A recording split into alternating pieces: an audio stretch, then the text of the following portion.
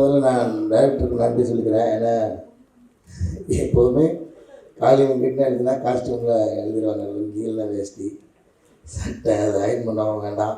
Sometimes அதை வண்டி கண்டிலாம் தொடச்சிட்டு கூட கொடுக்கலாம். அப்படியான கதாபாத்திரங்கள்லாம் வரும்.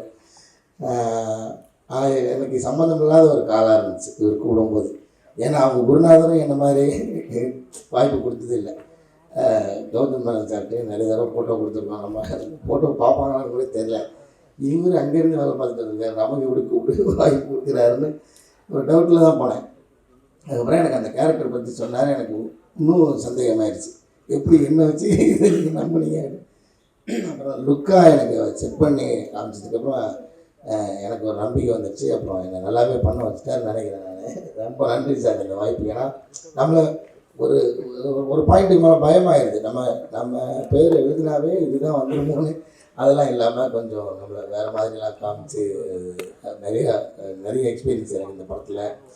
முக்கியமாக வந்து எடிட்டிங்ஸ், அப்புறம் வந்து ஒளிப்பதிவாளர்கள் அந்த டீமுக்கும் என்னுடைய நன்றி சொல்லணும்.